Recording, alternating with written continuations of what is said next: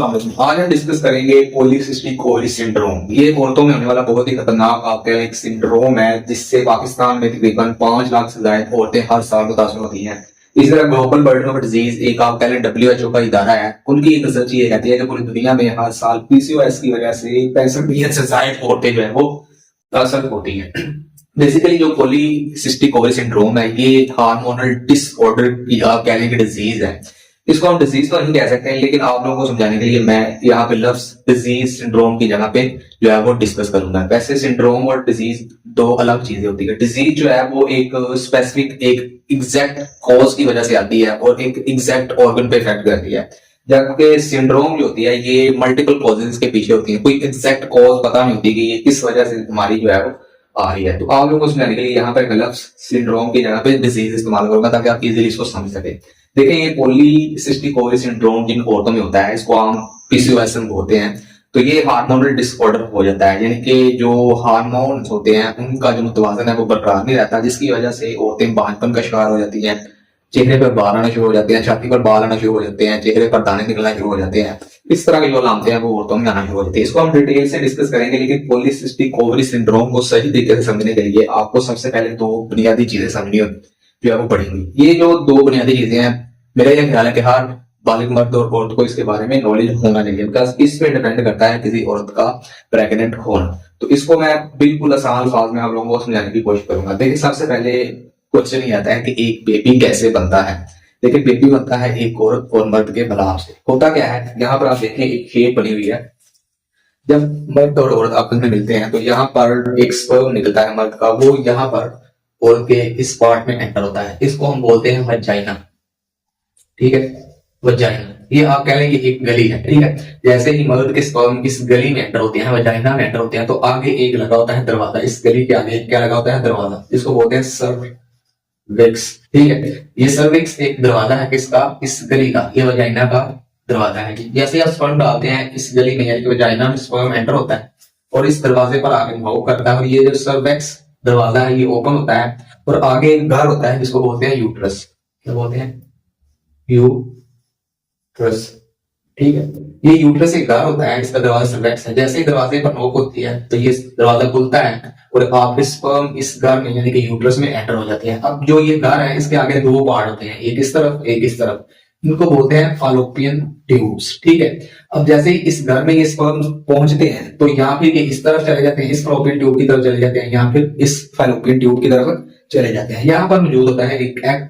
ये जो स्पर्म है इस घर से होते हुए यहाँ इस तरफ या इस तरफ इस एग में, जो यहाँ पे एग बड़ा होता है इस हिस्से में, उसके साथ मिलकर दोबारा इसी घर में आ जाते हैं और यहाँ पर फिर बेबी बनना शुरू हो जाता है। अब यहाँ पर दो चीजें समझने वाली अहम है। एक ये कि यहाँ पर एग कब होता है, क्योंकि वुमेन में हर महीने में एक दफा एग बनता है।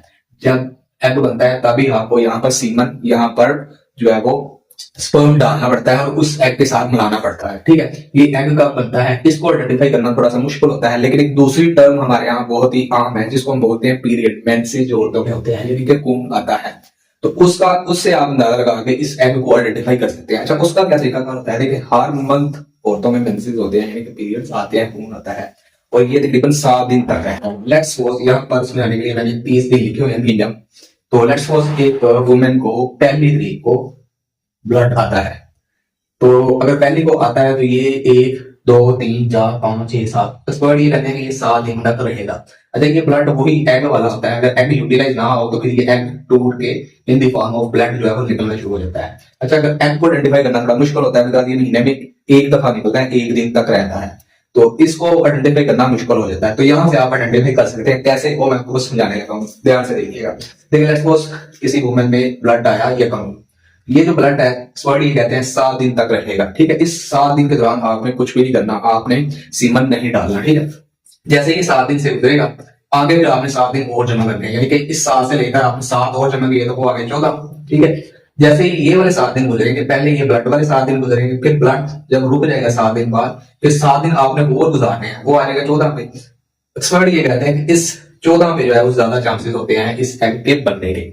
अब जैसे ही एग बनता है तो यहाँ पर एग एक्सपर्ट ये कहते हैं कि 24 घंटे तक रहता है, तकरीबन 1 दिन तक रहता है। ठीक है, और जो मर्द का स्पर्म है वो तकरीबन 3 दिन तक रहता है, एक्सपर्ट ये कहते हैं। ठीक है, अब लेट्स सपोज स्पर्म निकलना था, एग बनना था 14 को, आपने स्पर्म डाला 12 को, तो इसका मतलब 1 2 3 आपका जो स्पर्म है इस एग के साथ मिल जाएगा। बिकॉज क्यों मिलेगा कि स्पर्म जो होता है मर्द का वो 3 दिन तक जिंदा रह सकता है। आपने 12 को स्पर्म डाला, एग बनना था 14 को, 1 2 3 आपका जो स्पर्म है वो एग से मिल जाएगा। इसी तरह अगर आपने 13 को डाला और स्पर्म एग बनना था 14 को तो फिर भी आपका मिल जाएगा। इसी तरह अगर एग बनना था 14 को और आपने स्पर्म डाला 14 को फिर भी वो आपका मिल जाएगा। बिकॉज आपका जो स्पर्म है उसने 3 दिन रहना है और एग ने 24 घंटे तक रहना है, 1 दिन तक रहना है।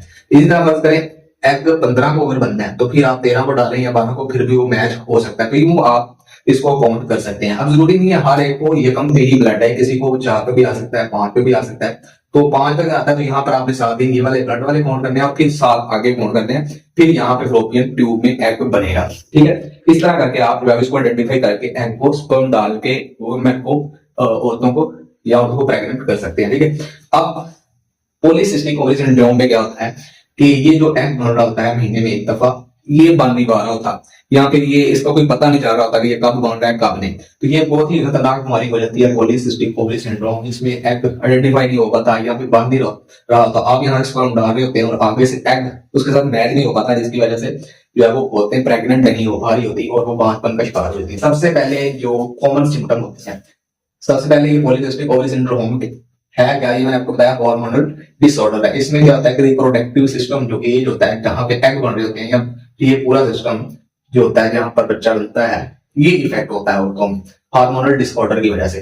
कॉजेस की क्या है, सबसे पहले हार्मोनल इम्बैलेंस हो जाते हैं, यानी कि जो औरतों में हार्मोन्स होते हैं, खास तौर पर औरतों में जो एंड्रोजिन, ये मर्दाना हार्मोन इनको बोलते हैं। हर औरत में मर्दाना हार्मोन होते हैं लेकिन एक लिमिट के साथ, अगर वो एक्सीड करें तो फिर ये पॉलीसिस्टिक ओवरी सिंड्रोम होता है। ठीक है, ये ओव्यूलेशन पे इफेक्ट करता है। एंड्रोजिन जैसे ही बढ़ते हैं, यानी जैसे ही मर्दाना हार्मोन बढ़ते हैं औरतों में तो क्या आता है, चेहरे पर बाल आना शुरू हो जाते हैं, एक्नी, छाती में बाल आना शुरू हो जाते हैं। और ओव्यूलेशन यानी कि ये जो पूरा प्रोसेस है एग होता है, एग बनने का जो प्रोसेस होता है, फिर उसको यूटिलाइज करना, वो ओव्यूलेशन में ही आता है। दूसरी कॉज क्या होती है कि इंसुलिन रेजिस्टेंस जो है वो खराब हो जाती है। जो पंक्रियाज या फिर इंसुलिन बना रहा होता है, जैसे हम कोई चीज खाते हैं मीठी चीज, तो वो पंक्रियाज से इंसुलिन जो बन रही होती है वो इंसुलिन उसको जाके मैनेज करके in the form of energy convert कर रही होती है। लेकिन जब पॉलीसिस्टिक ओवरी सिंड्रोम हो जाता है तो फिर इंसुलिन जो है वो निकल तो रही होती है लेकिन जो अंदर से आपको शुगर मिल रही होती है उसको वो है वो सही तरीके से मैनेज नहीं कर पाता है, जिसकी वजह से क्या होता है कि इंसुलिन भी बढ़ जाती है और शुगर भी बढ़ जाती है, जिसकी वजह से और बड़े मसले जो है वो सामने आ जाते हैं। इसी तरह अगर किसी को जेनेटिक यानी कि ये नस्ल दर नस्ल बीमारी चलती आ रही है तो उस वजह से भी ये हो सकता है। कॉमन सिम्टम क्या है, सबसे पहले मैंने बताया जो पीरियड्स हैं वो मिस होना शुरू हो जाते हैं। ये पीरियड जो है इसका कोई पता नहीं चल रहा होता है, पता नहीं कब बन रहा होता है, कब जो है वो टूट के जो है वो ब्लड आना शुरू हो जाता है, तो कोई पता नहीं चल रहा था। इनफर्टिलिटी का शिकार औरतें हो जाती है, यानी कि बांझपन का शिकार हो जाती है। एग का पता नहीं चल रहा होता, मर्द सीमन डाल रहा होता है और आगे औरत प्रेग्नेंट नहीं हो पा रही। फिर इसी तरह फेस पर हेयर आना शुरू हो जाते हैं, एक्नी पे हेयर आना शुरू हो जाते हैं, चेस्ट पे हेयर आना शुरू हो जाते हैं। ये जो एक्नी या फिर चेस्ट पे हेयर आना शुरू हो जाए, फेस पे हेयर आना शुरू हो जाए, इसको एक टर्म है हिर्सुटिज्म, ये बोलते हैं, इसको बोलते हैं हिर्सुटिज्म। ठीक है, ये एक स्पेसिफिक टर्म इसके लिए इस्तेमाल की जाती है जो चेहरे पे बाल आते हैं या फिर छाती पे। इसी तरह फिर बाल गिरना शुरू हो जाते हैं, वेट जो है वो बढ़ना शुरू हो जाता है। ट्रीटमेंट इसका क्या है, ट्रीटमेंट इसका कोई नहीं है अभी तक, इसकी एग्जैक्ट कॉज नहीं पता चल सकी। जैसे मैंने बताया कि सिंड्रोम में एग्जैक्ट कॉज पता नहीं जा रही होती, मल्टीपल कॉजेस सामने आ रही होती हैं। तो ट्रीटमेंट यही है कि आप इसका लाइफस्टाइल अपना चेंज करें। अभी मैं आपको एक डाइट प्लान दूंगा, उसको अगर आप फॉलो करेंगे तो इंशाल्लाह आपको फायदा होगा। इस तरह एक्सरसाइज इसके लिए बहुत ही जरूरी है। डायग्नोज कैसे करते हैं, पेल्विक अल्ट्रासाउंड होता है, कुछ ब्लड टेस्ट होते हैं, या फिर सिम्टम से अंदाजा लगाया जा सकता है, या फिर जो मेडिकल हिस्ट्री देखी जाती है अगर खानदान में किसी को हो नस्ल दर नस्ल की बीमारी होती है। तो ये पॉलीसिस्टिक ओवरी सिंड्रोम हर साल 5 लाख से ज्यादा औरतें इसका शिकार पाकिस्तान में होती हैं। फिर इस तरह ग्लोबल बर्डन ऑफ डिजीज एक WHO का बताया, जैसे मैंने पहले बताया, उनके मुताबिक 64 मिलियन से ज्यादा जो है औरतें हर साल पूरी दुनिया में पॉलीसिस्टिक ओवरी सिंड्रोम का शिकार होती हैं। सबसे बेहतरीन तरीकाकार इससे बचने का यह है कि अच्छा खाएं और एक्सरसाइज रोजाना करें। इंशाल्लाह आप इस बीमारी से बच जाएंगे। शुक्रिया।